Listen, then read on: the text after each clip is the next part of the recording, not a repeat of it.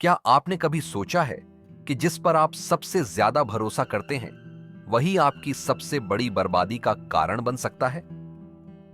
यह कहानी एक ऐसे गांव की है जहां आस्था और अंधविश्वास के बीच की पतली रेखा मिट गई और एक भयानक सच सामने आया जिसने पीढ़ियों तक उनकी रूह कंपा दी। यह चैनल केवल मनोरंजन के लिए है। हम किसी भी तरह की अंधविश्वास को बढ़ावा नहीं देते। एक शांत रात थी। चांद बादलों के पीछे छिपा था और तारे भी अपनी चमक खो चुके थे। गांव गहरी नींद में डूबा था जब अचानक एक ऐसी चीख उठी जिसने हर आत्मा को झकझोर दिया। यह कोई साधारण चीख नहीं थी। यह ऐसी आवाज थी जैसे रात खुद दर्द से कराह रही हो, जैसे धरती के गर्भ से कोई प्राचीन पीड़ा बाहर आ रही हो। लोग अपनी नींद से जागे। उनके दिलों में एक अनजाना डर समा गया। घरों के दरवाजे खुले और भयभीत चेहरे एक दूसरे को देखने लगे। हर कोई अपने काम छोड़कर, अपने घरों की सुरक्षा छोड़कर डर से कांपते हुए गांव के चौक में जमा होने लगा। उनकी आंखों में एक ही सवाल था, एक ही दहशत थी। क्या हुआ? फिर एक फुसफुसाहट उठी, इतनी धीमी कि हवा में घुल जाए, लेकिन इतनी शक्तिशाली कि हर दिल तक पहुंच जाए। यह फुसफुसाहट देखते ही देखते पूरे गांव में फैल गई, हर कान तक पहुंची और हर आत्मा को भयभीत कर दिया। किसी ने संत को देखा है? आवाजें गूंजने लगी। वही संत जो 40 साल पहले मर चुके थे। यह बात किसी के गले नहीं उतर रही थी। 40 साल पहले एक भयानक दुर्घटना में उनके पूजनीय संत ने अपनी देह त्याग दी थी। उनकी समाधि गांव के बाहर बनी थी, जहां हर साल लोग श्रद्धा सुमन अर्पित करने जाते थे। अब यह कैसे संभव था कि वह वापस आ गए हों? कोई भी इस बात पर विश्वास करना नहीं चाहता था, लेकिन डर से कोई इनकार भी नहीं कर पाया। गांव के बड़े बुजुर्गों ने कहानियां सुनी थीं कि कभी कभी आत्माएं भटकती हैं या दुष्ट शक्तियां पवित्र रूप धारण कर लेती हैं। मरने के 40 साल बाद कोई कैसे दिख सकता है? यह सवाल हर किसी को डरा रहा था। उनके मन में अनगिनत आशंकाएं पैदा कर रहा था। गांव के कुछ युवा और साहसी लोगों ने तय किया कि अब बहुत हो चुका। वे इस रहस्य का पर्दाफाश करेंगे। उन्होंने उस आदमी को साथ लिया जिसने सबसे पहले संत को देखने का दावा किया था और अंधेरे में निकल पड़े उस संत को ढूंढने। उनके कदम भारी थे, लेकिन उनके दिलों में सच्चाई जानने की एक अजीब सी ललक थी। रात के बीचों बीच गांव से कुछ दूर एक प्राचीन बरगद के पेड़ के नीचे, जहां संत अक्सर ध्यान किया करते थे, वे उसे देखकर दंग रह गए। वहां ठीक उसी मुद्रा में, उसी शांत भाव से संत बैठे थे जैसे दशकों पहले बैठते थे। आंखें बंद, चेहरा शांत, जैसे समय ने उन्हें छुआ ही ना हो, जैसे मृत्यु उनके पास से गुजरी ही ना हो। गांव वालों की सांसें थम गईं। यह कैसे संभव था? उनके मन में एक साथ कई भावनाएं उमड़ रही थीं, डर, विस्मय और एक अजीब सी उम्मीद। बाबा, आप यहां कैसे? एक बूढ़े व्यक्ति ने कांपते हुए पूछा। हमने तो सुना था आप 40 साल पहले दुर्घटना में चले गए थे। उनकी आवाज में अविश्वास और श्रद्धा का मिश्रण था। संत ने धीरे धीरे अपनी आंखें खोली। उनकी आंखों में एक अजीब सी चमक थी जो रात के अंधेरे में भी दिखाई दे रही थी। उन्होंने एक हल्की रहस्यमयी मुस्कान दी और कांपती लेकिन मधुर आवाज में बोले, मौत बहुत जल्दी आ गई थी बेटों, पर मेरी साधना मुझे वापस ले आई। मैं लौट आया हूं तुम सबके लिए। गांव वालों की आंखों से आंसू बह निकले। उनका रक्षक, उनका मार्गदर्शक, उनका पूजनीय संत लौट आया था। उनके मन से सारा डर गायब हो गया और उसकी जगह एक गहरी श्रद्धा और खुशी ने ले ली। उन्हें लगा जैसे भगवान ने उनकी प्रार्थना सुन ली हो। वे नहीं जानते थे कि यह खुशी कितनी क्षण भंगुर थी और इसके पीछे कितना गहरा अंधकार छिपा था। गांव में खुशी की लहर दौड़ गई। लोग पहले की तरह अपनी परेशानियां लेकर संत के पास आने लगे और संत शांत, कोमल, सौम्य उन्हें समाधान देने लगे। उनकी बातें इतनी मीठी और तार्किक लगती थीं कि किसी को जरा भी शक नहीं हुआ, एक पल के लिए भी नहीं। उनकी हर बात को पत्थर की लकीर मान लिया जाता था। गांव वाले अपनी हर समस्या, हर दुख, हर बीमारी का इलाज संत के चरणों में ढूंढने लगे। संत की वापसी को एक चमत्कार माना गया, एक दैवीय हस्तक्षेप। लेकिन अंधेरा चुपचाप अपने पांव पसार रहा था। यह अंधेरा उनकी आस्था की आड़ में छिपकर धीरे धीरे उनकी आत्माओं को जकड़ रहा था। गांव की हवा में एक अजीब सी भारीपन आ गई थी, जिसे कोई महसूस नहीं कर पा रहा था, या शायद महसूस करना नहीं चाहता था। एक दिन अभिषेक नाम का एक युवा आदमी, जो अपनी पत्नी की मृत्यु के बाद से गहरे दुख में था, मदद मांगने संत के पास पहुंचा। लेकिन संत की जगह उसे वहां एक काली बिल्ली बैठी दिखाई दी। बिल्ली उसे घूर रही थी।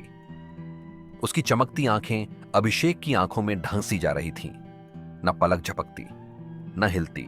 उसकी काली गहरी आंखें जैसे अभिषेक की आत्मा को भेद रही थीं। अभिषेक को काली बिल्लियों से हमेशा डर लगता था। इस बिल्ली की उपस्थिति उसे अशुभ लगी। डरकर अभिषेक वहां से भाग गया। उसके दिल की धड़कनें तेज हो गई थीं। अगले दिन वह लौटा और संत अपनी जगह बैठे थे, उसी शांत मुस्कान के साथ। अभिषेक ने राहत की सांस ली, लेकिन उस काली बिल्ली का भयानक चेहरा उसके मन से नहीं निकल रहा था। बाबा, मुझे आपकी मदद चाहिए, अभिषेक ने विनती की। उसकी आवाज में दर्द और उम्मीद दोनों थे। संत ने सिर उठाया और इस बार उनकी मुस्कान कुछ ज्यादा ही चौड़ी थी। इतनी चौड़ी कि अभिषेक को थोड़ी असहजता हुई। बोलो बेटा, संत ने कहा। उनकी आवाज में एक अजीब सी गहराई थी। मेरी पत्नी, वो 6 साल पहले मर गई। मरने से पहले वो कुछ कहना चाहती थी, लेकिन कह न सकी। मैं आज भी उसे प्यार करता हूं, उसे वापस चाहता हूं।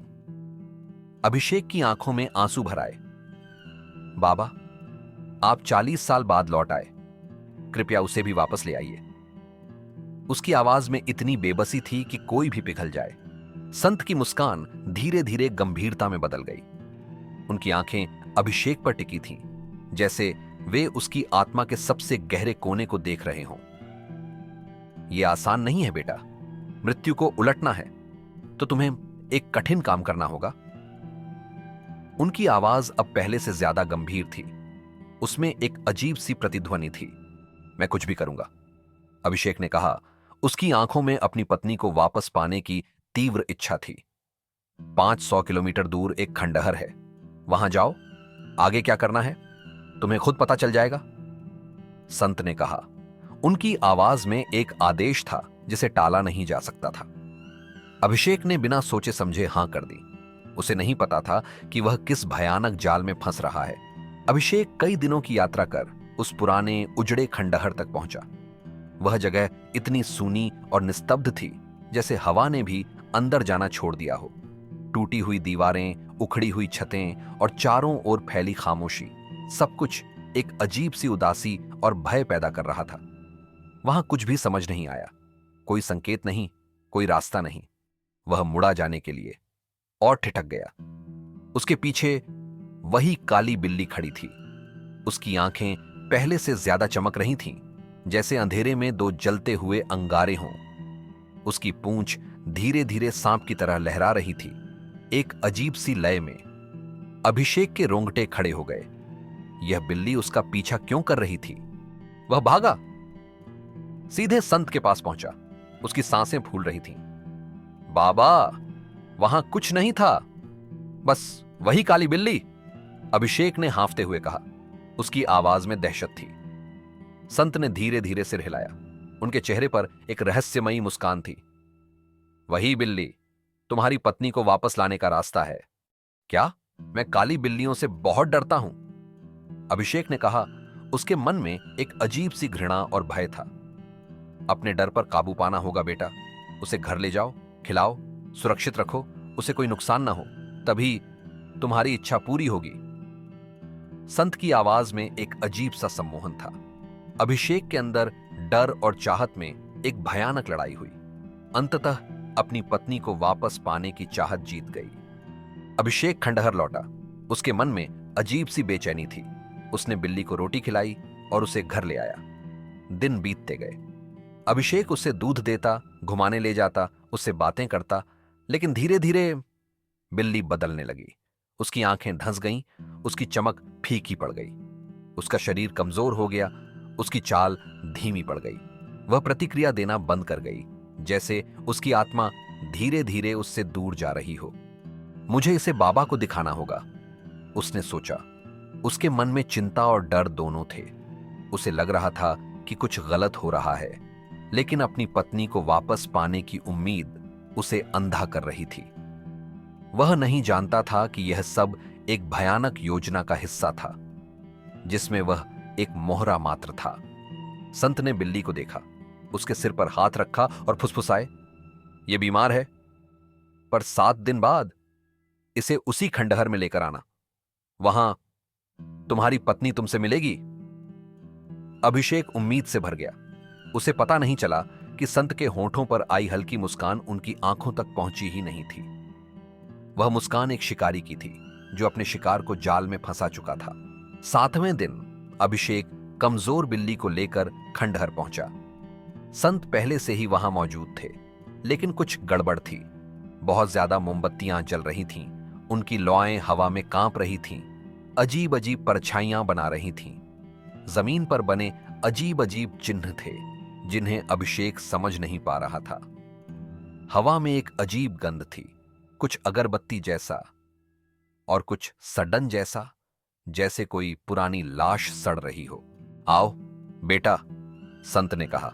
उनकी आवाज अब पहले जैसी मधुर नहीं थी। "यहां बैठो।" अभिषेक बैठ गया। बिल्ली उसकी गोद में कांप रही थी, उसकी सांसें धीमी पड़ रही थीं। संत ने उसे एक चाकू दिया, एक धारदार चमकता हुआ चाकू। अभिषेक के हाथ कांप गए। क्यों?" उसने कांपते हुए पूछा। "क्या अपनी पत्नी को वापस चाहते हो या नहीं?" अब उनकी आवाज कोमल नहीं थी, गहरी थी, गूंजती हुई, मानो किसी इंसान की नहीं, किसी और की, किसी प्राचीन दुष्ट शक्ति की। अभिषेक ने आंखें बंद कर लीं। वह बहुत दूर आ चुका था, वापस लौटने का कोई रास्ता नहीं था। उसकी पत्नी को वापस पाने की चाहत ने उसे अंधा कर दिया था। उसने चाकू चलाया। बिल्ली की चीख किसी जानवर की नहीं थी, वह कुछ पुरातन थी, कुछ अभिशप्त। वह चीख इतनी भयानक थी कि अभिषेक की आत्मा तक कांप गई। खून जमीन पर गिरा और अजीब अजीब चिन्हों को भिगो दिया। संत धीरे धीरे उठे, चाकू उठाया, अभिषेक के कान के पास झुककर फुसफुसाए, "धन्यवाद बेटा, तुम्हारी वजह से मैं आखिरकार मुक्त हो गया।" अभिषेक प्रतिक्रिया कर पाता, उससे पहले ही संत ने उसका गला काट दिया। अभिषेक गिर पड़ा, मृत। उसकी आंखें खुली थीं, उनमें भयानक डर और विश्वासघात का भाव था। संत का शरीर अंदर से फटने लगा, जैसे भीतर कुछ निकलने की कोशिश कर रहा हो। संत के मृत शरीर से एक विशाल परछाई सा राक्षस निकला, एक दानव, जो 40 सालों से एक पवित्र शरीर में छिपा बैठा था। उसने अपने पंख फैलाए, गरजा और रात में गायब हो गया, पीछे छोड़कर 2 लाशें, अभिषेक और असली संत का शरीर, जिसे उसने वर्षों पहले चुरा लिया था। बाद में गांव वालों को पता चला, जिसे वे संत समझकर पूज रहे थे, वह संत था ही नहीं। वह एक दानव था जो उनके बीच रहने लगा था, एक पवित्र शरीर पहनकर। राक्षस को अपनी शक्ति पूरी करने के लिए मनुष्य के हाथों किया गया एक बलिदान चाहिए था। बिल्ली कोई उपाय नहीं थी, वह स्वयं उस अनुष्ठान का हिस्सा थी जिसे अभिषेक ने अनजाने में पूरा कर दिया। और उस रात दानव ने अपनी अंतिम शक्ति प्राप्त की और अपने अगले शिकार की तलाश में गायब हो गया। गांव वाले आज भी उस रात को याद कर सिहर उठते हैं। यह कहानी हमें सिखाती है कि कभी कभी सबसे पवित्र दिखने वाली चीजों के पीछे भी सबसे भयानक बुराई छिपी हो सकती है। अपनी आस्था को अंधविश्वास न बनने दें और हमेशा अपने विवेक का उपयोग करें। यह कहानी सिर्फ एक मनोरंजन नहीं, बल्कि एक चेतावनी है। क्या आप अपने आसपास के उन चेहरों को पहचान सकते हैं जो पवित्रता का मुखौटा पहने हैं? क्या आप अपने विवेक पर भरोसा करते हैं या अंधविश्वास के जाल में फंस जाते हैं? इस कहानी को अपने दोस्तों और परिवार के साथ साझा करें ताकि वे भी इस भयानक सबक को सीख सकें। अपनी राय कमेंट्स में बताएं और ऐसे ही और डरावनी कहानियों के लिए हमारे चैनल को सब्सक्राइब करें।